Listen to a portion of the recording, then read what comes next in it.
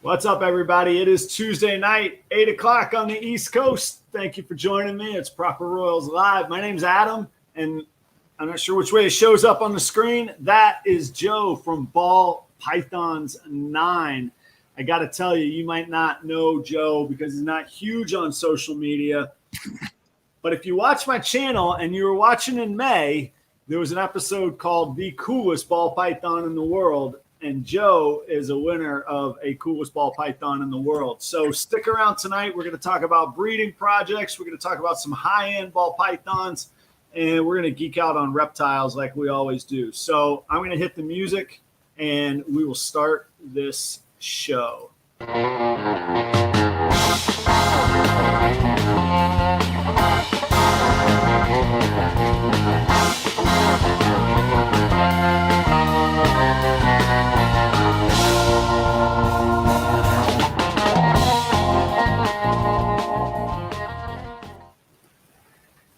Hey, what's going on, everybody? Thank you for being here. If you didn't catch the intro, that is Joe from ballpythons9.com. You can find him on YouTube, Morph Market. You're like undercover on Instagram. Like you have an Instagram, but you don't have one. Actually, I think someone swiped my name on Instagram because I do not have an Instagram. Honestly, the best way to get in touch with me, I guess, is mainly through my website. From there, it's easy to find my YouTube and Morph Market, like you said. Or if you want to talk to me, just email or phone. It's all there on my website. Other than that, I like YouTube. I've been on YouTube for a long time, but I don't really do a lot of social otherwise, just because I feel like I have enough going on. I just don't really worry about it, but I do like YouTube. Yeah, and you've got... I think you're at 1,500, 14, 16, something like that on YouTube. Yeah, I started YouTube many years ago. I've been keeping ball pythons since I was pretty young, and I also started doing YouTube pretty early too. It's just kind of like for fun. Back then, it was a lot easier to get views just from posting any ball python because a lot less people had them. It was just like a crazy thing to have a ball python. So early on, we got a lot of views on, some of my videos I think still have some merit from back then, but they got a lot of views and I got a lot of subs, and I was surprised, a lot of people have actually stuck around, from the old days to my newer videos, but I don't know. It's mostly my recent subscribers and people who are paying attention to my latest content seem to be the most active and the ones I appreciate. Every once in a while, I get someone who's been sticking around forever. I'm like, that's crazy. That's awesome. That's really cool. So take us back. What was you said you've been at it quite a while, which I can attest to. I mean, you and I have talked some about it, but tell us the story. Tell us kind of where you came from and where you're at as well. And I think you had a break in there too, but I'll let you tell the story. Yeah. I mean, I've always loved reptiles and snakes. I think it probably started with Steve Irwin for me when I was young. Oh, cool. Yeah, he was just, he was a big figure in my life, and I guess that was my first experience to thinking, that, reptiles could be awesome. And I just never really developed fear of them that, most people in my family or area had intrinsically, and I just wanted a snake so bad, and I would catch stuff outside, and I had lizards and stuff, but, and I had some, rough green snakes. They're kind of just like grass snakes. But when I was 6 years old, I went to a Petco, and the guy there showed me a ball python for the first time. Yeah. I was so blown away, just to me, there's just something different about a python, like pythons and boas versus, colubrids and other snakes. More of the snakes, that you see around in your yard. Yeah. It's just so different and, crazy. No, I remember the first time I was in college. This was 22, 23 years ago. I wish I'd stayed the whole time with them. But yeah, I remember like holding one and being like, this is like a machine, man. Like this is a legit, like this is a creature, not just like the little things zipping through the yard. Yeah, they have some mass to them. Yeah. That was just really cool to me. And so, you know, then I was like hooked, and I managed to, you know, my parents allowed me to get a ball python for my next birthday when I was 7. So that was my first ball python, you know. Yeah. And when did you start breeding them? Like when did you go from just having right. So, you know, I got that snake, and then it probably wasn't long after that I think I saw like an ad in like Reptiles magazine or something. I can't remember whose it was, but I think it had like a pied and an albino, and blew your mind, huh? It blew my mind. It just seemed unreal. Right. And it wasn't too long after that I somehow found out, you know, probably through the ads section in the same magazine, about the reptile shows here in Austin and NARBC in Dallas. And that was probably my first like exposure to, you know, realizing people actually breed these things, and that's like a viable option, that there are albinos and there's pieds and there's even more than that. Yeah. And, did you go to one of those NARBC shows that early? Yeah, I went. So then I went to my first, because I bought my first, you know, it wasn't too long after I probably had my first female for 5 years or something before I had figured out about breeding, wanted to get a male. So at the NARBC in Dallas, it was probably, I think it was 2007, I got my first male ball python, which was my citrus pastel from Amir. So Amir from Yellow Belly Ball, he was the one, to my knowledge, who started the Yellow Belly project. Okay. Made it popular. And that was 2011, you said? That was 2007. Oh, 7. My male is a 2005, and I bought him as a sub-adult then. You still have him? I still have both of those snakes. Very cool. Very cool. Okay. And so they produced the next year. Yeah, so that was in 2007. They produced, and then I hatched babies in 2008. So I would have been like 12 or 13 or something when I was breeding them. Okay, so you've been at it. 13 years, not just having them, like making. Was obsessed with, and that's what it's always been for me. Is just that was just pastel to normal, and I just wanted to have baby ball pythons. You know, to me, it's just something magical. Like you just see the little babies poking their heads out, and it's just like it was always the craziest thing to me, and it always has been. It's just so it's such a like happy thing, you know, and it's such a rare sighting that you'd be able to see something like that, you know. That's what it's always like been about for me. No, that's a good way to put it. Yeah, and then just getting so much deeper, you know. From there, I just kept getting deeper into like other morphs and doing it, you know, putting like more art into it, you know, thoughtfulness, I guess. And I took a break from it when I went to college. I did buy my bananas and raise them while I was in college, but I didn't breed during that time. But then I started back in 2019 is when I like started breeding again each year. Yeah. Till now.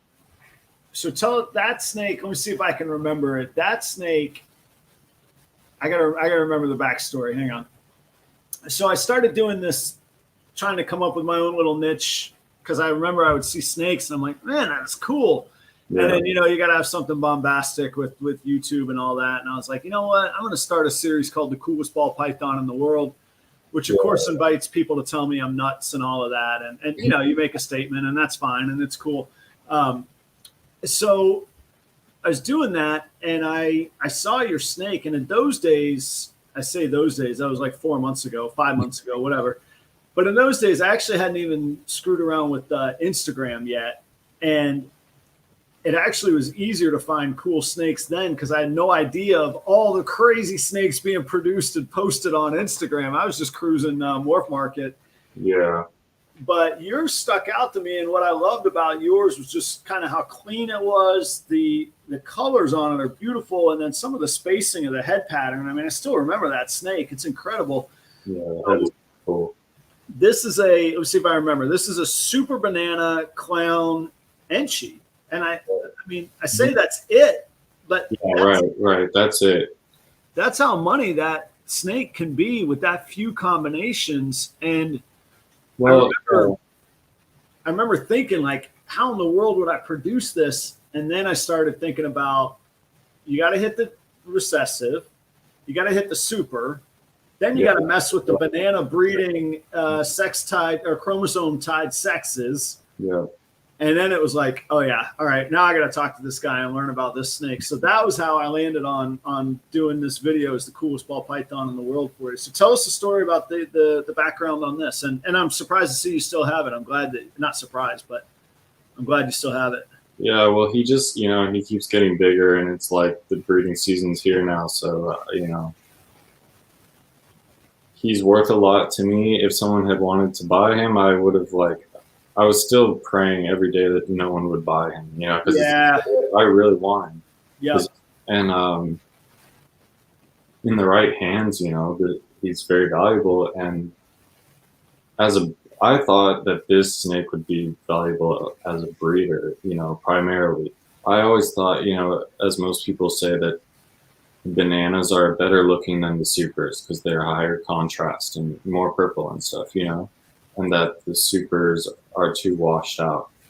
But it would still be a really powerful breeder to have, is what I thought. Right. But what surprised me is how nice they actually are, and especially this one with Enchi. It's even hard to tell in this lighting, but he really is obviously a super. You can tell in person, but he has so much color still. And anyway, the story behind them. So this was kind of my idea to make super bananas was, so I remember seeing bananas at some of the early NARBCs when they were, 15, 20K for just a banana something, and that being so incredible to me. And that was before I went to school. And then I went to school and the price of bananas came down. I kind of, I was focused on other things. When I kind of came back and started paying attention to the ball python market again, bananas were affordable. That was awesome because it was always in my dream to have one, Yeah. Well, I went to, as soon as I got out of the student housing, I went to school in Chicago. And so as soon as I got out of student housing, I had to have a snake at least, because I had left most of my others at home or, with a friend here at home. And so I wanted to get bananas finally because they were affordable. But I also wanted to get, the most bang for my buck, the banana project still. And what year was that about? This was 2017. Okay, so I mean they were around, but they weren't everywhere like they are now, huh? Right. They had come down in price, but I also didn't have clowns, so I kind of thought that might be a nice opportunity to add that. And there weren't a ton of banana clowns around. No, so they were pretty pricey. They still are, yeah. I'm sure they were a lot more. Yeah, but I got a good, my good friend Mark Bailey. He's the one who produced the bananas that I got for this project, and he's been one of my greatest mentors through all this for a long time. And so he hooked me up with the parents, and I was really happy. I got into the clown and banana project. I got my male banana Enchi clown, who's been great for me, and I got this female banana het clown to go with him. And my thoughts at the time were, I like the look. I even more to this day, I like the look of a banana with a bunch of speckles and a bunch of spots, Oh, you do? Yeah. See, I'm on the opposite end. I love the clean look. Right. I'm like that now that I've had them and that I have like a bunch, but at that time I didn't like it either. And so I thought, and I didn't, the sex linking thing is another kind of, wrench in the system of Yeah. banana stuff. And so I thought a good way to get around both of those things would be to make supers. So that's why I bought a pair that were both banana and both in the clown. So I bred, so then in 2019, going into 2020, I bred that male banana and she clown. This is one of my longest like projects that I actually kind of planned out, and actually stuck through. Oh, cool. Yeah, banana and she clown to banana head clown. I got really lucky. I hatched this guy and I also hatched a super banana clown. And the guy. And you had 4 eggs. You got those out of 4 eggs. I do remember that from more. I think it was like, I can't remember exactly, but I want to say it was maybe like 7. Oh, okay. So there were But 4 I had like 4 bananas. And there were only 3 supers. Got it. Okay. In the whole clutch. So, and I mean, and the odds are crazy. It was really lucky. And my thing is I don't even think about the odds. And like, I'm kind of superstitious about this stuff. Like, I don't even think about my pairings until it's done and the babies are out. Cause like, you never know what's going to happen. And like, no matter what the math says, it almost never matters, That's true. It's such a small sample size. I got to show you. I don't know if you remember this from the video. I was doing my homework last night. And like one of my moments I swear to God, this was off the cuff too. I didn't do any research on this. I was just firing off when I was making this video. But do you remember me calculating the odds like off the top of my head? I was like, that was crazy. I remember watching that and being like, that's the first time I've ever heard the numbers. Cause like I can't, like I said, I tune it out because I don't want to think about how slim they are, Right. No, well, that's the healthy way to go about it. But I was watching back. I was like, geez, I was on fire. Watch this guy's out there. No, that was crazy. I was like, that was the first time I heard the numbers. Let me see here. I got it queued up.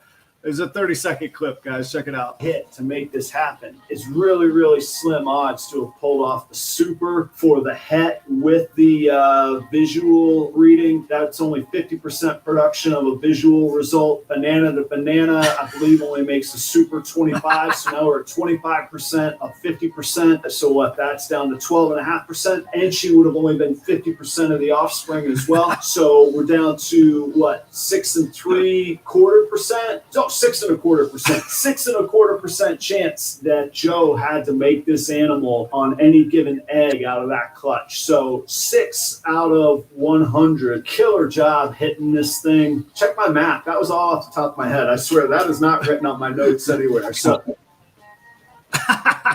very, very slim odds with that pick. Yeah, man. That's one of those things will never be created again. Like I will never. It's just like that was good. I remember that was a shock to me. I was like, I knew I was lucky, but I don't like to think about it sometimes, No, I like to say it's probably healthier not to, man. But no, I got a kick out of that doing my homework last night, researching the show. I was like, what am I doing? Yeah, and man, I just got the guy who bought the brother of this one, who's this super banana clown minus Enchi. Yep. That snake was a lot more, this one's, the lighting's funny. You can tell he has like it's a very light lavender. It's like, I'll show you just a banana in a second. You'll realize how light it really is, Well, and I was going to say that is not. But he's still very yellow. It's not super faded. Yeah, that hasn't browned out or anything. Yeah, I would have expected the one without Enchi to be a little more faded. And he was more faded, but he still had a lot of this like kind of cool yellow color. It was, it was a really bright, pretty snake. I was really surprised how well that one had aged. So you don't really see people like producing a lot of supers, I think, because they think it, sort of washes out all the pattern. But I'll show you some, Yeah. What's the so where's the project gone since then? So that guy's 2 years old now. Is that correct? He's 1 year old. 1 year old. Okay. And I might have him breeding this year, but you know. Yeah. What's his weight? Sometimes the camera angle or the he's probably about maybe 600 grams or so. Yeah, a little 1 year old, the 1 year old dude. Then while you're looking at those, couple questions that come through. Yeah. Jeremy, if you're still out there, it's not soundproofing material, but it is the acoustic pads. What you don't see is right next to me, and you can see my little amp here, but is my music rehearsal space. So I play live music professionally as well. So my office, my music studio, and my snake room are all in the garage. But I do put these up for acoustic panels. Then back to the ball python stuff. Legally Blind. I don't know if Legally Blind is still here. Joe, what do you think? I don't know anything about kinks in the tails. Is that a genetic thing that could be passed on, or my understanding is that's more of a developmental thing? On Saturday, I noticed a slight kink near her tail. How big of an issue might that be if I breed her? Personally, I don't know. You're gonna get mixed results on this. Asking people. Personally, I don't think a small kink on the tail is the result of some genetic defect. Yeah. Probably not going to lead to anything serious, and the likelihood is it's not going to lead to, it's not even going to reproduce itself. That would be my guess. That might not happen. It might produce, something might be wrong, but my guess would be that it probably won't reproduce itself. If the kink is above the vent, that might be more serious. If it's in the actual tail, it's probably not. I don't think that would really have an issue in all likelihood. It's probably Yeah, I thought it was more developmental and sometimes environmental. Things go wrong. Sometimes little things go wrong, and it's like you can breed that same pair of snakes for 4 years and get mostly perfect babies, and sometimes one just goes wrong. Yeah. And sometimes it doesn't repeat itself, and that's still like a mostly fine animal. Sometimes it is just visual. I want to say thanks. Sorry, just 1 second. I want to say thanks to everybody watching. Believe it or not, we did hit 20 viewers a moment ago, and that's a personal best. So Joe, you now have the coolest ball python in the world and the most views on Prepper Royals Live. I really appreciate everyone for sure. We'll look to smash that next week. So what do you got in your hand here? What's this guy? So just to show you kind of the difference, this is just a banana enchi, so not a super, so you can see how high contrast they really are. Because with those supers, they kind of have some color, so you might be, sometimes you think maybe they're not really supers, but when you see the bananas, how dark that is, it's pretty clear. And then and this one might be vanilla too. It's pretty crazy looking, so I do wonder. And then I hatched the super version of this also. Hey Joe, I gotta send you pictures of my current clutch. Do you find, because I think I've got possibly Blade in the mix and possibly either vanilla or fire. I have. That's kind of I didn't get to look at your stuff as much as I wanted to, but I did see a couple of them. That's kind of what I thought, is you might have something like vanilla or fire in the mix, because they look real similar to some of the stuff I've been hatching. That's what I thought. And you might have Blade too, because all my clown stuff, I'll show you the base here in a second, but it has this gene that it looks a lot like Blade. It acts a lot like it. But obviously these came from Mark Bailey, and when I asked him if they were from Blade, he said it couldn't be because the line came from a wild caught female or something. So it might have a gene that's working like Blade, but it's didn't come from Blade, so it's technically not that. Right. I don't know if one day we'll call it Blade or one day we'll call it something new, but I'm hoping to make the super of it this year so we can see. Okay, so this is a super banana, and this is regular. Oh, nice. They're both enchi, and they're both There you have to say back off just a little bit. So the Yeah, it's hard to get in the frame. yeah, They're both Enchi, and they're both possible vanilla. Vanilla. Okay. But let's see. You can tell. It's like it's mirrored for me, so it's kind of hard to. You can see the overall lighter composition of this one, right? Oh, of course, yeah. With the super there, the one in your right hand, and then the more Like orangey colors on the other one. Yeah. So that's how you can tell, that that's how you can tell that this is a super, but normally it would have so much color on it. You don't really think it's a super, so it's definitely really close to the animal. And as it ages, it'll probably get more like that. But this one has a lot of color, and it's definitely Enchi, which seems to increase the color in the supers.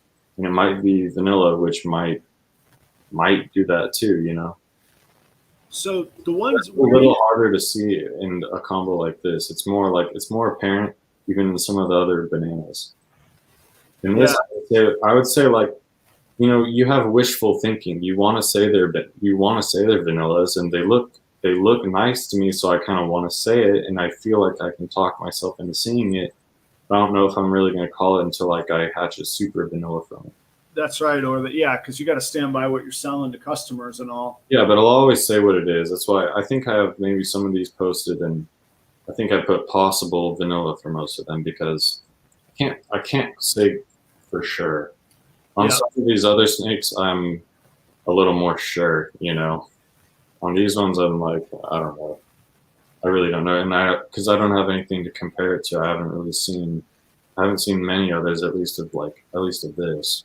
Yeah. And these are from het to het clowns, so these are 66% het. Gotcha. So Angel was asking, are either of you working vanilla in any of your projects on? Yeah, vanilla is one of my favorite projects. I actually have a lot of that. Let's see. I have more of that from last year.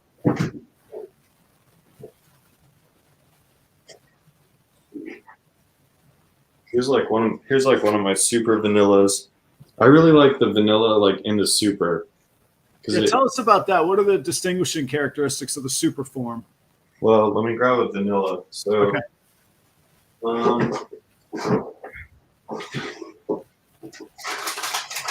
oh man, this isn't gonna work because she's deep in shed. All right. So normally this is a vanilla. Normally this is a much more of like a light gold. I have some orange dream ones I can show you here in a second. Okay. But this is more of a light tan usually. This is your kind of standard vanilla, but you get a little more of like, sometimes you get this neck stripe, sometimes you get some tail striping. Sometimes you get ones that are less striped and they're more banded. They're kind of variable, but overall they're a little more like gold color. They're a little lighter. They have sometimes they can have like darker blacks, but overall they're just like a little brighter and more contrast than a normal. Okay. And then when you get to the supers, it's pretty obvious, mostly because they get this crazy blushed out head, which this one seems to have something else going on, which also pixelates it like crazy. Yeah, that's a neat hook there, right at the little neck. You usually don't see them on that far up the neck. Right. So that's something I noticed. And so his mom was a possible yellow belly. So I thought he was a yellow belly mostly because of that weird digital look, because this is a super vanilla female. If you look at her, I don't want to mess with her too much, but if you look at her head and neck stripe, it's pretty standard, right? Yeah. Not like the other one, yeah. Right, it's pretty square and it's not pixelated. My original male's like that too. There you go, see that? Yeah. Whereas, the other one was totally messed up and all pixelated. And I just hatched some babies, so I thought that was yellow belly. But I just bred that mom to an actual yellow belly this year. I didn't make ivories. I don't know if that's because I missed the odds or if it's because this gene's kind of tricking me. Right. because I hatched yellow bellies, and then I hatched some with the weird neck pattern, but they're like, they don't look like the yellow bellies in the clutch, so it seems like it's separate. But those are pretty new. I can show you them.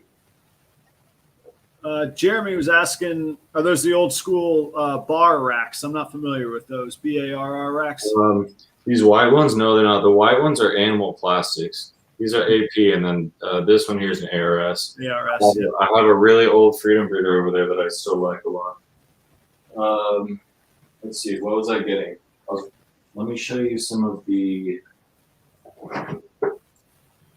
So this is from Vanilla Cream, so Vanilla Fire, that I thought was possible yellow belly at least, bred to Super Vanilla, or Super Orange Dream, sorry, yellow belly. So this is guaranteed Orange Dream. It's guaranteed Vanilla or Fire. I feel like I kind of have a guess at like picking each, and then it's a yellow belly also, and then there's that other gene might be in the mix. That's gorgeous, man. And no, that's just Orange Dream doing that with the pattern. That's not Enchi at all, huh? No Enchi. This is, but it is yellow belly. Yep. I think this one, so it could be, it's definitely, it is vanilla or fire, but I think it's a vanilla just based on how this one looks kind of compared to some of the others in the clutch. Right. Definitely weird lighting here. I don't know if I can get a good angle on it, but yeah, this is Orange Dream, yellow belly, vanilla, I'm pretty sure. And then I have some that are fire, and then I have some that have the weird, that one might have the weird neck pattern, but I have some, like, I think this one I think is the same thing, so it has to be Orange Dream, and I think it's a fire, and it's a yellow belly, and I think it has the neck thing. Oh, look at that. Yeah, that's the right? same. Wow, that's even more than the other one. Yeah, that's like a flame. Holy cow. That one's pretty crazy. And then, but then I hatched these. This one I think is a vanilla. Let's see if you can see the neck. Let's see. Yeah. Huh. Whoa. Yeah. Okay. Yeah. These ones are a little snappy, but you know, these are really fresh. They just had their first meals. Okay. All right. This is what I think is a vanilla Orange Dream. Yeah. I think he saw himself in the. Oh, poor dude. Yeah. In the reflection. Yeah. I gotcha. Yeah. And he seems to have the neck thing. He seems to have the funny neck pattern, but compared to some of the others in the clutch that are yellow belly, I would say he's pretty definitely not yellow belly, but he does have the neck thing, you know? So it's like, so and we didn't produce ivories. So I think it might be like I think it might be a weird, little gene in there. Yeah. Huh. I don't know. Jeremy's asking how many animals are you working with these days? Right now, as far as my breeders and like keepers, I probably have 40, and then I have, I don't know. I'm hatching these babies, and I want to keep everything, but I'm already out of space keeping stuff. Right. And so on any species, I also have, I have a few blood pythons that I'm working on. And when did those come into the mix? How long have you had those? So another one of my, Tracy Barker at VPI was another person who I'd met at these local shows early on, and the people who I was drawn to in the industry, because I got into it when I was pretty young. So the people who I was drawn to are the people who like always took me seriously, even though I was young. And so Mark was one of those people, and Tracy Barker was a huge. She's taught me so much, just done so much for me, and so I have a lot of, I owe her a lot. I'm thankful for a lot, and knowing her, she's like the queen of blood pythons. Oh, cool. So okay. I see her come out with these blood pythons. That's my first exposure to them. At some of these, it might have even been at that original NARBC where I got my first male ball python, that she had an adult ivory blood python out on their table. I remember seeing that, and it's just being insane, you know. Yeah. And there are these combos with blood pythons where it's like, to get the same thing in a ball python, you'd have to have a combination of genes that don't seem to exist yet. It'd have to be like super orange dream, monsoon, all this and that. And blood pythons do it in like a 2 gene combo. Oh, cool. Yeah. Just some of the looks are so insane, and they kind of keep you on your toes, you know, and they're just really, really interesting species. But seeing Tracy come out with those, seeing that ivory, and then the next snake that really inspired me, I guess, was when she brought out the first just goldeneye blood pythons. She had just a het goldeneye out on the table at one of these Austin shows, and that snake was just so beautiful to me. It always stuck with me, you know. Yeah. And the supers of that, the magpie, are insane. When I saw those, it's like it's a whole another level, you know. So, and you said you have 2 blood pythons? I have 5. Oh, 5. Okay. And are those? Was I right? Or am I remembering right? Are they a little bit more aggressive, and you got to watch yourself handling them and all that stuff? I wouldn't say aggressive. I would say they're a little more apprehensive. And they take less BS than a ball python, you know. You can kind of mess up with a ball python. You can kind of like do something stupid. You can do something that would, you know, these guys are actually, so this is a T positive batik. Yeah, and they're vocal. They'll hiss at you if you make the wrong moves. You can upset them quicker than a ball python, but it doesn't mean it's going to happen. It doesn't mean things are going to go that way. Right. And I have this one snake that I can work with her. I can get her out of the tub. I can clean the tub. I can handle her. But if I try to push it, you know, she's still defensive. She's still not as trusting. But it's just one snake, and 4 out of 5 of them are like, you know, they're like this one. They're very sensitive, but they're great, and they don't, you know. But that's just comes down to knowing your animals and knowing what the boundaries are and what you can work with and where you should respect it. Honestly. Right. You just I mean, I don't know. It'd be the same with a dog. Like some are great to cuddle with, others want their space, you know? Yeah, you gotta know their cues. I'm not saying I'm any master at it, you know, but that's what you can do. And I mean, and like this one's great, you know. And most of them are like this. I can even show you my real big one down here. I got so lucky with her, just, you know, knock on wood, but she's always been like, that was the first blood python I got because I always wanted one so badly, and like at the expos I always would want to like hold one or something. Yeah. Tracy always has this policy, like she doesn't let anyone touch anything at all until you buy it, you know.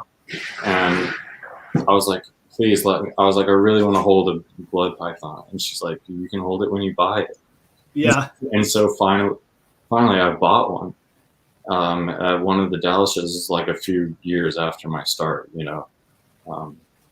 When I was in high school, I guess. And I wanted to hold it so bad because I never even touched one, you know? Yeah. So I got it out in the car. I was playing with it. I was so amazed at how it wasn't head shy like a ball python, you know? Like it was really stubborn. It would be like, why are you touching my head? And it would try to get past you. Yeah. That was different to me, you know?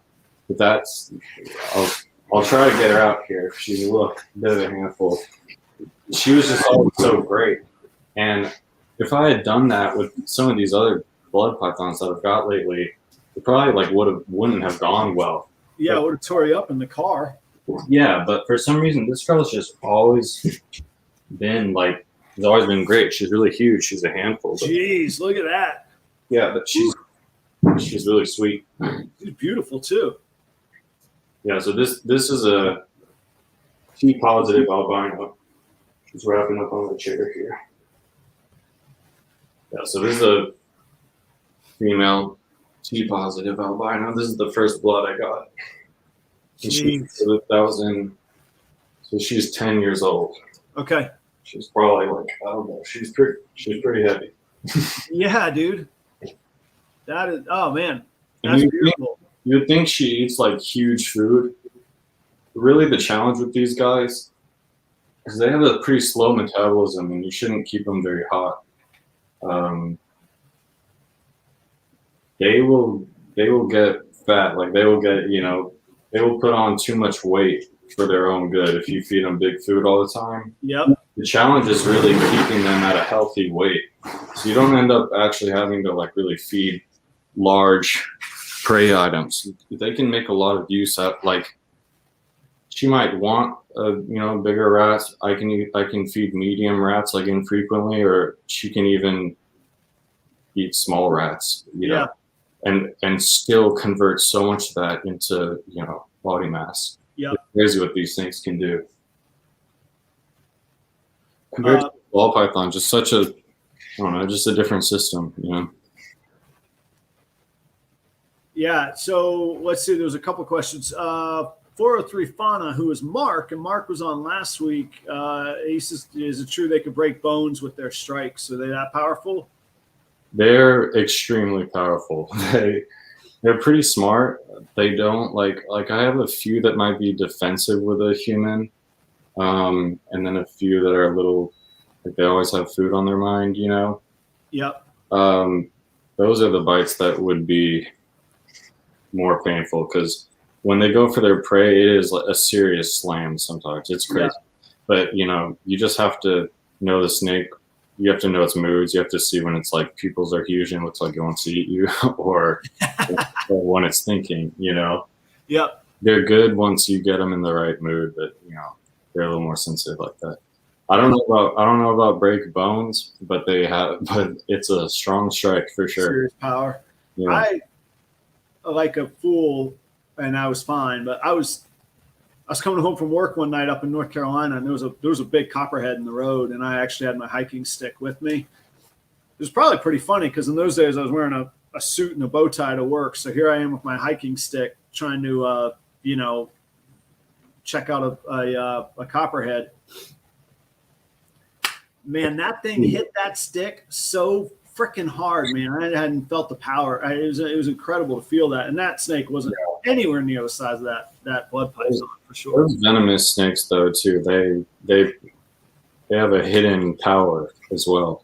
I just, I live in Texas, but it's everyone who doesn't care about snakes seems to find rattlesnakes all the time. But I don't, I only ever found like 2 in my life, but I just found one the other day. I just found my second one the other day for the first time, in a while. It was just a 1 foot baby crossing the street. At the start of is that the one at the start of your video? The most recent video? Yeah, I saw that the other night. So cool. And I wanted to help him get off the road. I had this shovel in the back of my truck from landscaping. So I tried to get him on the shovel, and he seemed so calm. But then the moment anything touched him, that snake spun around faster than anything I've seen.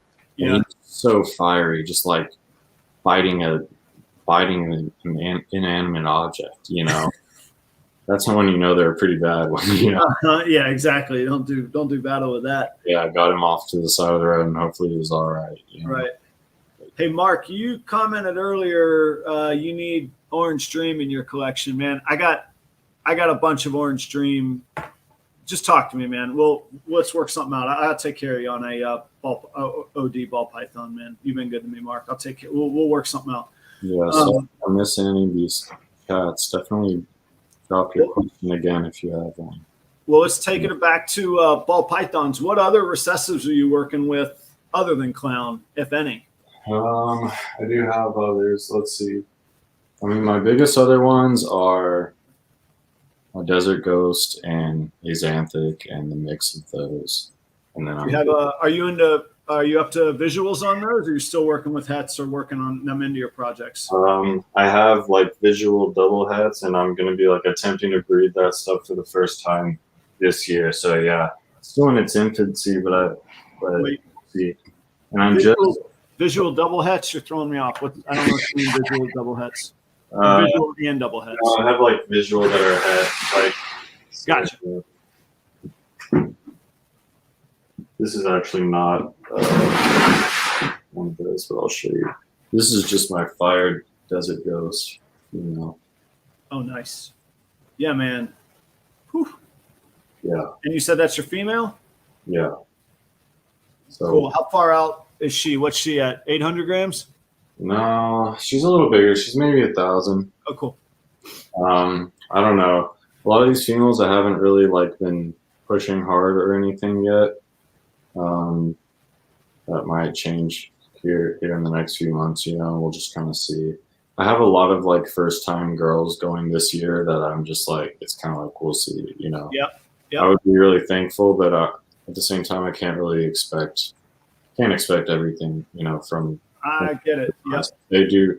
They're all the ones I have are doing so great. Just like they're slamming stuff right now. So I'm trying to not throw off that cycle coming into breeding. You know. Yep. This girl is just like contrast like crazy. You know. Yeah, that one's great. And then, so what do you have her going? What do you have her, or what do you have in works for her? And then I have, I mean, she'll be my route to actually make like Desert Ghost pause heads. This is all like if I'm lucky, you know. Now I have this guy. So that vanilla female that I showed you earlier that was in shed, you know? Yep. She's actually double het VPI Axanthic Desert Ghost. Oh, cool. And then this is a male Desert Ghost pastel het VPI. Oh, geez. Yeah, he's on fire. Okay. Yeah. Yeah, yeah. So him probably to that, and then I have like, let's see. This is from Brian BHB. This is a pinstripe fire het VPI Axanthic. So then my plan would be her to this male, for instance, you know. Yeah. To make Axanthic 100% het Desert Ghost. It's always nice to have, like if you're working with double recessives, to have at least like visual on one side of the project, you know. Yeah. Desert Ghost het Axanthic, and then you have Axanthic het Desert Ghost to breed it too. And that way, you don't end up with like pos heads of anything, even when you miss, you know? Oh, yeah. Well, and that's what I'm working through right now on my pied. I did a pied, het to het pied, or het pied. And I don't know if I missed or if I got mislabeled snakes. You know what I mean? What did you get? What happened? I got 5 orange. I did an orange dream het pied to a double head albino pied. Orange stream het pied to a double het albino pied. Yeah, no visual anywhere on the recessives. Didn't get any pies, is what you're wondering? Yeah, I got 7. I got 2 normals and 5 orange streams. Yeah, that's like what I'm wondering how I didn't produce ivories on mine either. Right. Like it's always like you know, that's possible that you just missed the odds. It's like you can't really say until next year, you know. Well, yeah, and I got your suspicions. Yeah, I picked up a visual pod to put into the mix. So at least then I don't have to worry about possible. Then if it's not, then I know that at least it's 100% het pod. Exactly. Yeah. What's up, Leviathan Snakes? So Stephen and Courtney saying, hey. What's up, guys? Thank you all for tuning in, for sure. This one's like really deep in shed too, but this is a pastel GHI het VPI Axanthic. So I would be trying to make, you know, pastel GHI Axanthics het. And the thing with Desert Ghost Axanthics, I don't know if it's 100% perfect. They look pretty perfect when they're babies at least, but to me, that's our best path to like a stark black and white ball python, which I just think is like incredible, you know. Yeah. So that's my thought with those, and it's such a long project, you know. The longer and more difficult your project is to hit, the better, because you know the more time it's going to take up. Yeah, and the value. I mean, one time you're going to have fun while you're doing it. You know? Exactly. Yeah, the time value and the value of enjoyment you get out of it, and then eventually some financial value as well. But yeah, definitely the value of the time and the effort to it. Yeah, let's see. And then I also have VPI Azanthic Het Lavender going to a Lavender Het VPI. Oh, cool. So you got that's great odds on that one. Right. So and that's the thing. When you're buying snakes and pairing snakes, you want to do everything you can to like ensure your odds and take the math out of it and take the luck out of it. Right. That's like one of the best things you can do. This is my female for that pairing. So this is a Lavender Het Azanthic. So Het Lavender Snow. Beautiful. And those are just really cool. And can you imagine if you breed that Lavender Snow into like having a Lavender Snow clown or a Lavender Snow pied, and then you breed that out to like a pied double het, and you'll have a clutch full of Lav Snow pieds, Lavender pieds, Azanthic pieds. That's the kind of like that's the kind of like dream clutch to me, you know. Yep. You're thinking about the odds, you know, and trying to hatch animals that will produce those like, you know, odds destroying clutches in the future. Where and each year would get better and better as well. Yeah. That's the thing, you know, sometimes you try to just produce an animal that would be a powerful breeder for yourself. You don't expect it to like look like your end goal exactly. But like with the super bananas, I'm just surprising myself, you know, at how they're like a viable, you know, goal in themselves. They're actually, you know, they seem to have a lot more promise with their looks compared to what I expected, you know. Yeah. I actually have a pairing right now that hopefully it took. I got a lock last week with banana pied to a banana het ghost. Okay. So again, working on 100% hets out of that, and that super het pieds, right? I'm sorry. You have super banana het pieds, right? Exactly. Yeah, that would be those would be the keepers on that. Yeah, those would be good to breed back into your pied stuff, and the super banana is a good way to get around because the super banana will produce male and female bananas. Exactly. Yep. In one generation without worrying about, you know. And what surprised me is the only part about banana genetics that I don't really understand fully. I don't understand the genetic mechanics behind the switch over, the little 10% out of 90%, where it where the banana gene seems to hop onto the other sex chromosome. Right. Well, it doesn't make sense to me. And I almost like didn't believe it. And it happened to me this year for sure. Did it? Yeah. It was from a male maker banana to a leopard het clown. So nothing related to banana.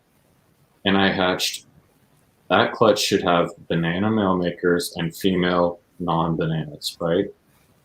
But I hatched a male that was not bananas. That shouldn't have been possible. It's definitely a male, you know? Yeah. But you didn't get a female banana though? And then in my other clutch, I hatched one that looks like a super banana because it's just, let's see. I don't know. It's just crazy. I'll show you in 1 second. It looks like a super banana, but if the usual odds are to be believed, it should be a male then. It should be a male super banana because if the male on that side is a male maker, which means his banana's on his Y. So that animal, that's super. If it is super, it should be a male. But it seems, you know, and you can mess up sexing sometimes for sure. It seems like a female, which would mean I hit crazy odds where the sex is flipped, and then I hit like a super banana, vanilla, clown, pastel. You know. You got all those in that hatchling? That's what I'm saying. It's either a super banana or it's not. And it seems to be a female, which would indicate that it's not, but it looks like it is.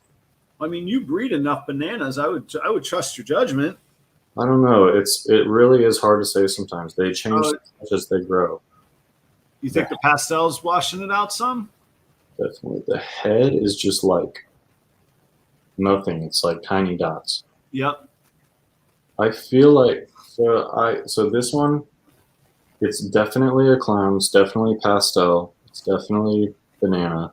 That thing's killer. Look at that. It is so white. I would think it was vanilla, but it has that like lavender glow that just looks like a super to me. You know. Sorry, it's really hard to like. I don't know. It's hard. It's one of those ones that's a subtle one too. You know.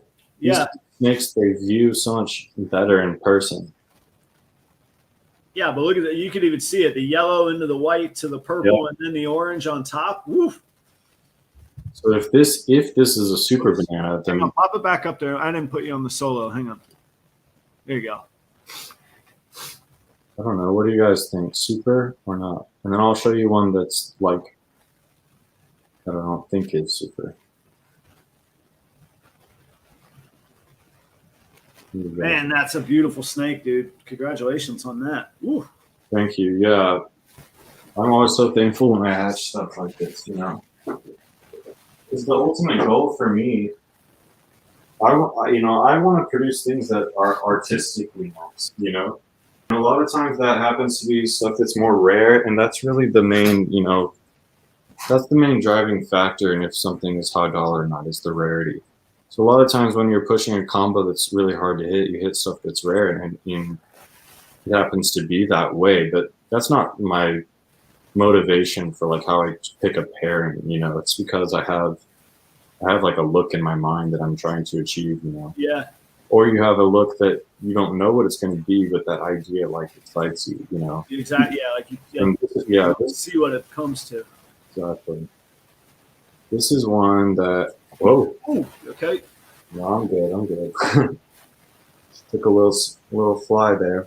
Yep. Because what is this one? So these bananas, I mean, so the pairing, it's tricky. The pairing was banana, enchi, pastel, vanilla, pet clown to banana, pet clown. So they could be all those genes, and they could be super bananas. Yep. But so I agree. Compared to the other one, that one has the darker yellow versus the kind of the lighter yellow. Right, but it still kind of has a weird head. This makes me think this one might be vanilla also, because that's so funky, you know. Yeah. I don't know, and they tend to kind of have like this going on.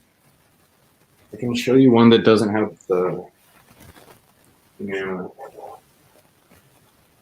But those banana ones, they are cool. And I hatched that with enchi.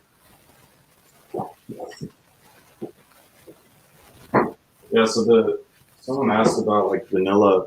It really is one of my favorite genes. And like also with the clown, and then my dream and my goal for this project is like doing the super vanilla clowns. So that's sort of what I'm working at. And this girl has been like one of my biggest steps so far in that. So this was from that same male, banana, enchi, pastel, vanilla het clown. But this was to the leopard het clown. So this is the one where all the non-bananas should be female.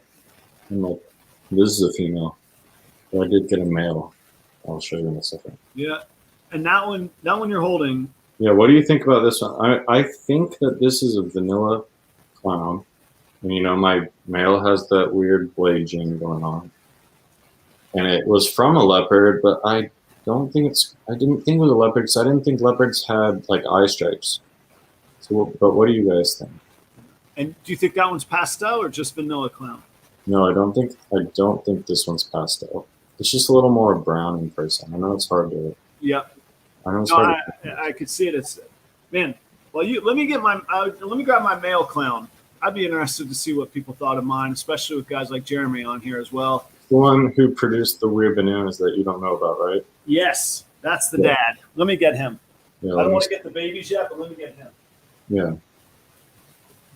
And just the speckling on the belly is crazy. And there's, to my knowledge, no yellow belly in this one for sure. Unless it's hidden in the mom, but it's definitely not in the dad.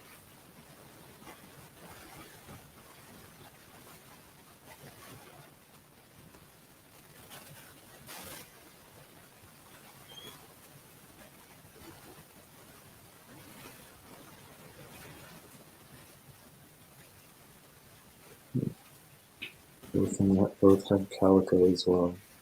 Are you talking about the banana switching sexes? So this is my male clown, and sorry to keep an eye on him. I almost never handle these at night. Like if they see me at night, they think they're getting food. So Yeah. and it's 9 o'clock here in the east. So let me let him chill. But you can see his head, washed out pastel. So I bought him as a pastel clown. Yeah. And then as you saw, I could see that blade in there. With my like blade thing, like see all these spots and how long the pattern is on the side? yeah, I don't think that's anything other than like that blade. Like I think the vanilla puts this speckling and these white kind of flames, and it contributes to these dots. The only thing doing that, I think, is that like blade is a gene, whatever my gene is, my gene like blade. It's a reducing pattern gene. Yeah. It works the same way, and yours has kind of that same look that I've seen in some of these babies. It could be blade. It could be blade for at least one component, Yeah, and I don't know. I'm trying to think. When did I? No, that if I reach that my hand in that mom's cage. Yeah. Let me see his face. Let's see here. He is very spotty too. You sort of wonder about leopard, and his eye stripes are pretty washed out. Like this one's from a leopard in the pairing, but it has eye stripes, so that's why I thought it wasn't leopard, even though it's got a pretty funky pattern.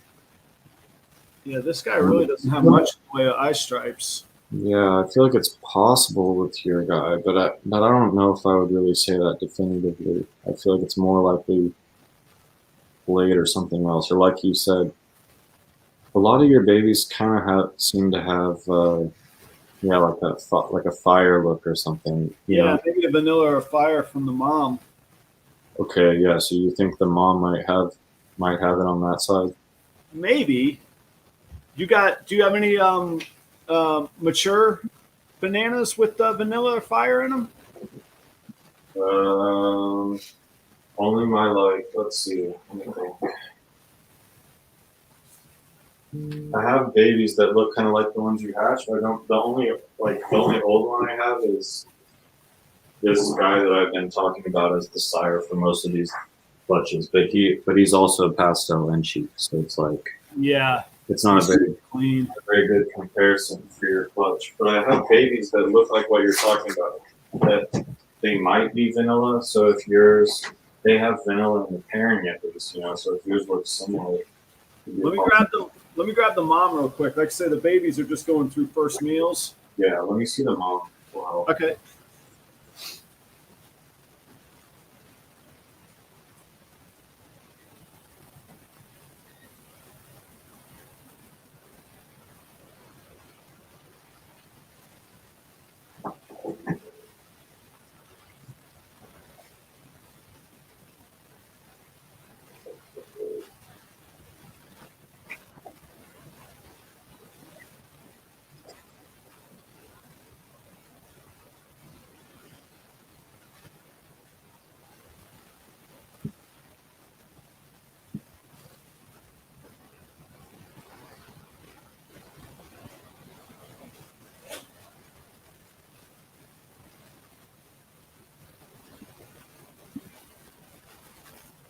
Let me go through these comments. Thank you guys for tuning in for sure. I'm not sure how many of you guys are on there. I can't see from here, but definitely appreciate having you. And don't be afraid to drop a question if you're wondering about something.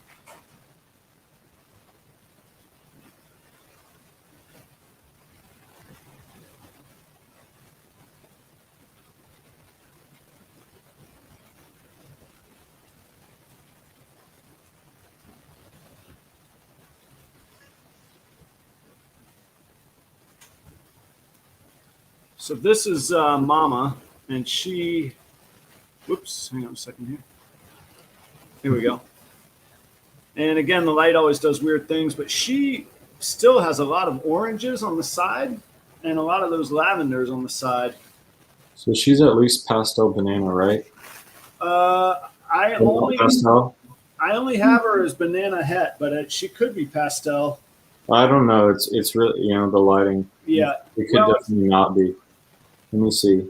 So I have another pastel banana. She's not as white as he is. Yeah, so I don't have any older ones, but I did trade my friend for one that I hatched when I produced my breeder male that was a vanilla banana. And we're kind of on the fence about what like the distinguishing factors of that morph are, because you get such a mix of babies, it's kind of hard to make a call, at least like after only a generation or something. But one of these marks we're not sure about is you get some babies in these clutches where they're like, their sides are like white, they're like sugar sides, Right. and that seems, it basically needs to be proven out, but that seems like it might be a marker. I don't know because it hasn't been proven, and we could have it backwards, but that might be a marker for vanilla bananas. That would make it easy, Yeah. If that one had it, it might further my suspicion. If it doesn't, then that doesn't mean anything either because I'm not doing it. Well, This one, I noticed some of your babies had look kind of similar to this one. So this is like a pastel banana het clown, possible blade, possible could be vanilla also. Yeah, see, he's got the darker, like brownish purple rather than like the faded out lavenders that some of the others have. Right, and it's hard to show, but I feel like a distinguishing factor, I mean, obviously with all this, you get more experience in time, and you come to find what really means what, but I at least notice differences. Like it's going to be hard to show here, but in the head, the top of the head, there you go. Just like seeing how those eye stripes are, whether you get the little like points or not, they look like horns, and the degree of blushing, and you see little differences, and it takes breeding to confirm that the differences mean what you think they do, which is kind of where I'm at. But these ones sort of have marks that lead me to believe like this one probably would be a vanilla. And I noticed some of yours sort of had similar marks, so yeah, I don't think that would be a huge jump to make. I would one day breed it to something that might confirm or deny that. That's why super vanillas. That's why it's so great to have super vanillas, because it's like this can be a gene that when it's obvious, you're like, okay, like, oh yeah, for sure. It's not always hard to see. But sometimes, especially in certain combos, it gets to where it's like kind of dicey, especially before we really like hone our eye for these things. Yeah. That's where having something like a super vanilla makes it great, because vanilla is such a great enhancer, because it brightens things up, but it doesn't fade them out as much as fire, and it keeps the the dark pattern darker. So it's a really great gene to add, and when you're breeding the supers, you don't have to worry about it being there or not. It's like that's why I want to have it in I want to have like super orange shroom, super vanilla. That just over it would take you so long to produce enough of those. Will you hold that one up again? Yeah. Maybe show the back. Yeah, there you go. Yeah, because it does look a lot. I mean, both pattern-wise and color-wise. Yeah, they're overall brighter, and compared to some of the other babies that were in the clutch, they didn't have like the little forks on the top of the eye stripes is really what I noticed. This one it does have a kind of, you notice some sort of pattern things with vanilla sometimes. I don't know if it's wishful thinking, like I said, but you feel like you see them. You feel like you see that look like it to you. It's kind of funny tricks in the pattern. It's got a pretty bold stripe on the neck and on the tail, and it could have like the blade thing floating in there. It adds complexity to all of this, but you kind of end up just like keeping and breeding all this stuff anyway, or people end up with more genes that we haven't figured out yet, which is okay too. Well, yeah, and that's the other cool. Like I try and explain this hobby to people that just don't get it, and I'm like, we're just scratching the surface of what's out there. I have to believe. I mean, just in our own. So many. The hobby has not been around for that long. No. And there are just so many combinations of possibilities. the more things that come out, the more avenues there are for everyone to, you know, it's unlikely that you come up with the same idea as the next guy, you know. Right. That's what makes it fun. At least 3 people in the audience that I know of that are working on some sort of proving out something, and they're doing it seriously, not like, oh, I bought this cool thing at Petco, it's probably the next sunset. No, like they're working through, and that's just in our own little small world of audience right here. Yeah. All right, Joe, pick one to send us home on it. Don't you have some new stuff that you're trying to figure out? I mean, I know you talked about the one that sort of acts like Blade. What's one you can send us off with here? Big finish kind of thing. I can show you that gene at least in a more definite. So, like, if you're wondering about what that gene actually is, I mean, this is that gene by itself. Okay. Oh, you got it singled out. Yeah. Yeah. What was up with the belly? I just saw a heck of a lot of action on the belly. Yeah. Oh, wow. This is also from my girl that laid 14 good eggs this year at the age of 19. I had that on my show prep notes here. I was like, did I count 14 eggs in that video last night? Yeah, I was talking to Tracy, and she said that was the same size as her biggest. I was like, blew my mind to think I could even tie her for anything. You know? Yeah, that's incredible, huh? That was a crazy record for me. And these babies, that was my first snake. And that's my favorite snake. And you can tell the way they act, you know. She's always been such a strong eater, and she's just honestly a massive snake. So she's 15, huh? No, she's I got her in 2002. Oh, she's 19. Yep. Yeah. Still knocking out 14 eggs for you. Yeah, that's what I was talking to Tracy about. Is these snakes are like, they're viable for, you know, as long as something hasn't gone wrong. Yeah, what a great lesson. They eggs for a long time. Yeah, live for a long time. That's incredible. 19 years old, 14 eggs. And it almost looks like Enchi, you know, like maybe that's an Enchi, but then I produced the Enchi version. Oh, money. Right. Wow. It's almost like an Enchi yellow belly combo in one gene. Yeah, so this is just an Enchi, you know, or it's Enchi reduced gene, acts like Blade. I don't know, heck clone. But I'm probably going to try to breed the original male back to at least one of these females this year, because if we make a super, that would be really cool. We'll see how similar or not it is to actual Blade. Yeah, I just have, you know, I have some miscellaneous stuff. This is another one that's kind of a different direction, but I like.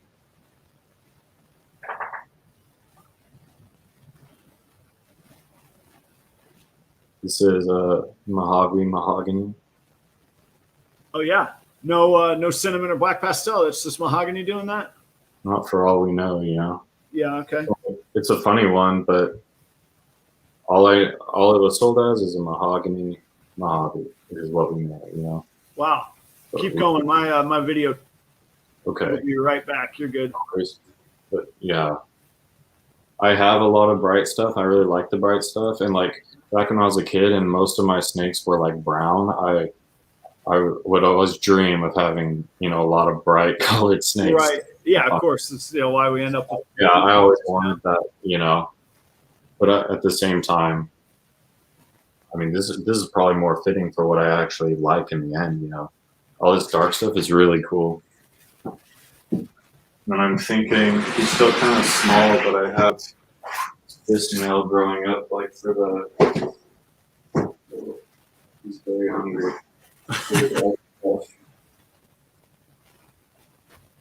So this came from an ivory. So this is definitely yellow belly, and I think it's Enchi and blackhead. Okay. And it's possible orange stream. I don't think it's orange stream. I think it just has a lot of orange in it.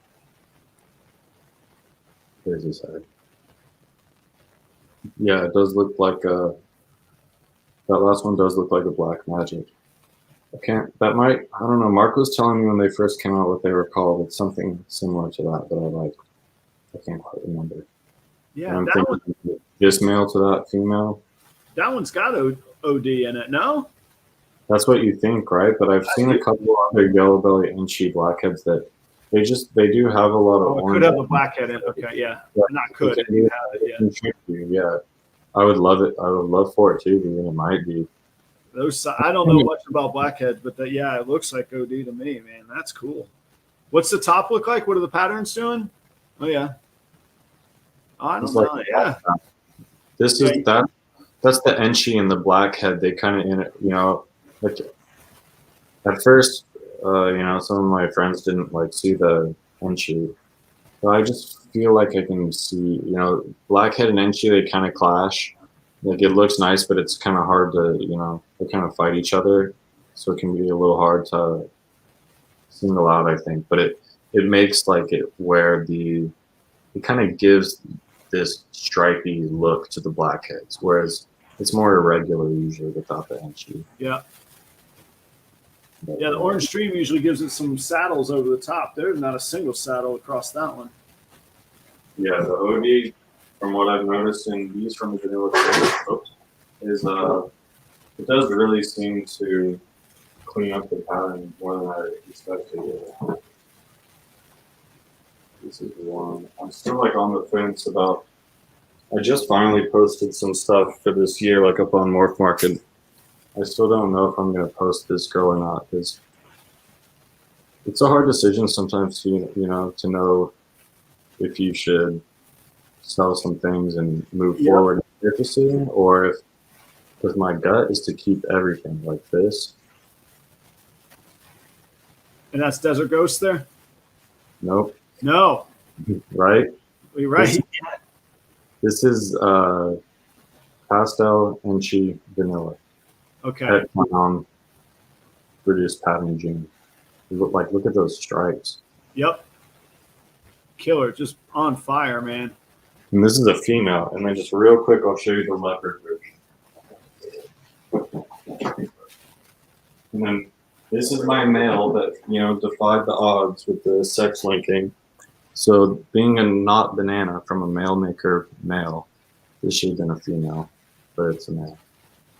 And that one's a leopard vanilla fire. It's really cool.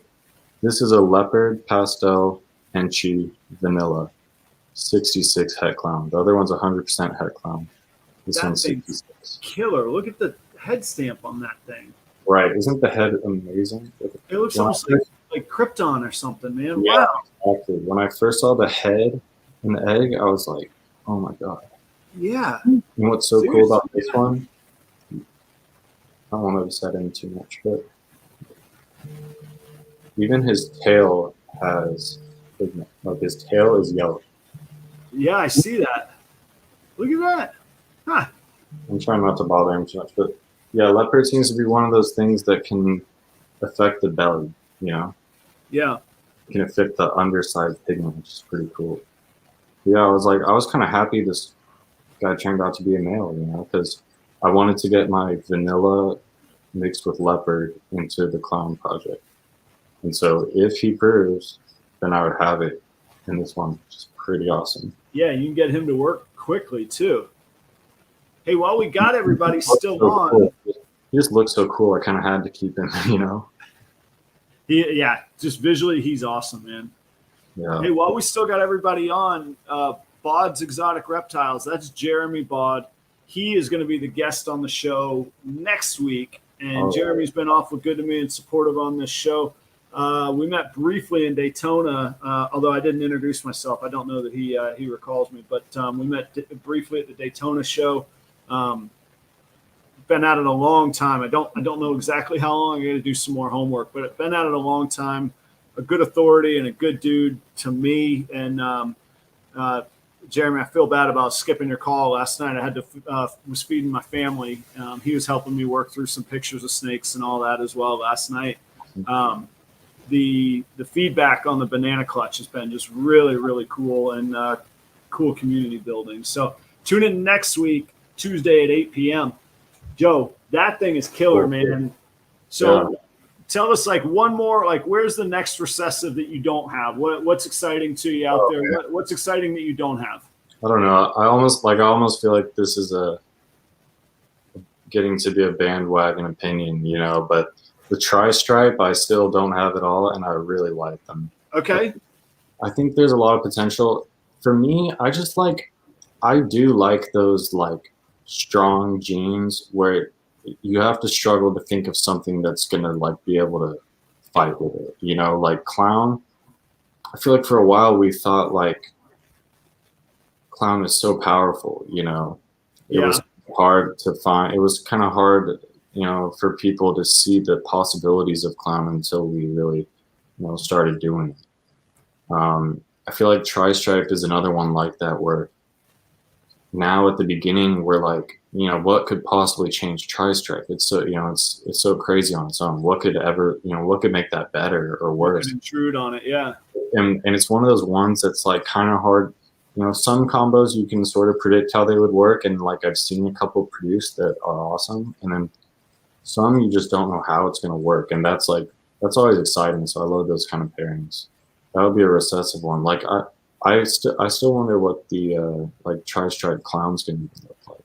You know, I even wondered if they might be allelic until I saw double heads posted that looked like completely normal snakes. Oh, cool. Okay. So we're going to see. You know, that one I think is interesting because those genes are going to fight.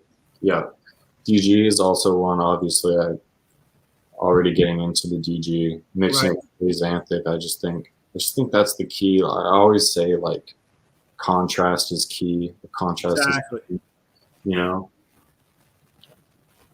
It's just something that it's one of those elements of design that draws us in, you know. Yep. Pattern, there's color, you know, repetition, and then there's contrast. There's, you know, the stark difference between things, and that's one that like DG does so well. And being black and white, that's like as far as you can get. So DGA Xanthic. That's right. I'm gonna at least try my best. It's so crazy, you know. Nothing's guaranteed. I don't say anything, but I'm gonna try my best. We'll see where that project goes, you know. Even the Xanthics on their own are kind of underlooked. I think they're really cool. You can still get a really cool black and white looking snake if that's your goal. You can even, you know, who knows, maybe we'll even take it another way someday, you know. Well, and I think there's, and again, like we were just talking about, the surface is just being scratched. I mean, there's the known. I mean, it's like the oceans. Like we see it, we see what's out there, but we don't see what we don't see that could be miles deep, you know. And I think it's just incredible, and I think the community's growing. Right. That's what I wonder the most is, I wonder if there's a chance, you know, that we even really underestimate this, you know, the community, you know. I feel like it's, you know, there's a future that's very possible for us to achieve where ball pythons are really like a viable pet option for a lot of people, and a good pet and a fun pet, and bring a lot of joy to people. Yeah. And you know, that's what it's always been about for me. And just spreading that, you know, like when I first started out, you know, you're kind of apprehensive to sell snakes because you want to like make sure they go to the best homes and stuff. But then once I actually started selling snakes and people send me messages, you know, like he's doing so amazing and here he is in his home, that like spreading joy is even better, you know. Yeah. It's really awesome. And I just feel like that's like a good-hearted goal in industry to pursue. And I think there are more like normal people who have never seen a snake who ought to see a snake and could be good snake owners. Yeah. And if that happens, all these things, the value of these people who have never just done this for a moment that could is incredible, man. And breeding one pair just to see that like miracle of life in your house, it's pretty doable. It's pretty attainable these days, you know? Yeah, we're doing it. If I can do it, anybody can do it. Store. You don't have to try to make a business, but you can still breed. You can still have fun. I think that's where the strength in this hobby is, where I think it could go even bigger than it has, you know? That's just kind of the one point is I feel like there's actually, you know, there's a lot of room for everyone and a lot of room for like everyone to be friends and to just bring new people into this, you know. I agree completely. Joe, it is that time I got to wrap it up. Flew by. I wasn't even paying attention. You're all right, man. On the on the heels of what you just said, your passion clearly shows. Your animals show. They are killer. They're very cool. To me, these snakes for sure. I mean, yeah. I don't know. I breed them because I just think they're so beautiful, and I think it's just so amazing. And if I can, my ultimate dream is to find a living doing what I love. I think that's like what everyone's goal should be, at least. That's right. You can be lofty, but I feel like that should be the goal, is to be happy and like doing something that fulfills you. I feel like this is like my purpose. This is like what I love. And if I can make enough money to, support myself and support them, that would be the dream, Well, I think you're on the right track, and I do think it's doable. And I think you're the right guy for the job. These guys, I'm gonna do it no matter what they're like worth, Right. Yep. So everybody, go check out Ball Pythons 9. You find them on YouTube, on Morph Market, and his website is actually very, very, very well kept versus the way most of us keep ours, which is not much at all. My philosophy with the website is I wanted, these are live animals. I do care a lot, and I will ensure the safety of all of them. But I wanted the buying process on my website to be easy, like as easy as Amazon. You have to be ready to get your snake. The weather has to be good. There's all the normal conditions, but like I never charge for shipping after the fact. It's always included in the price. Oh, nice. And I just keep it clean. So the price you see is the price you pay, because no one wants to think about all that. As long as you live in the general United States, and the weather's good, I ship to you. Yeah. So I try to keep it simple. So yeah, I put some work into the website. Appreciate you. No, it's very useful, man. Appreciate it. Thank you. And really big thanks to you just for inviting me on. Really fun chatting with you and everyone. And just means a lot to me to be asked on, Very cool. Well, what I didn't mention earlier is you were the first breeder to ever get back to me and even give me the time of day about making some videos. And I thought the coolest snake was a good idea. When I saw that one, I thought it was a good energy to be spreading. I'm all about just like sharing the joy of this and not finding our strengths together and not getting bogged down in the negative. So I can be negative about stuff all the time. Yeah. We're so far from the point where anybody's putting anybody else out of business. We don't need to worry about that. So yeah, we have much bigger battles to fight, which, by the way, everyone, if you have $1, go donate to USARK. They're understaffed, overworked. They're saving us, And you can do that when you buy on Morph Market. You can round up or automatically donate extra. And I bet Joe would help you out too. Reptiles. For sure. So, Joe, thank you very much. Come back again. I want to see these projects continue. Yeah, man, time flies. I can always talk about ball pythons, Thanks a lot for having me, for sure. My pleasure. We will do it again. I thank you very much. I'll leave it there. I'm going to hit the music. Stick around for just a second. I'll catch up with you afterwards. All right? All right. Later. All right. Thanks, guys. Thanks for watching. Thanks, guys. I appreciate everybody in the audience, especially y'all sticking around so long. Cheers. Every Tuesday night, 8 p.m. Eastern. Next week, Jeremy Baud joining me. Cheers.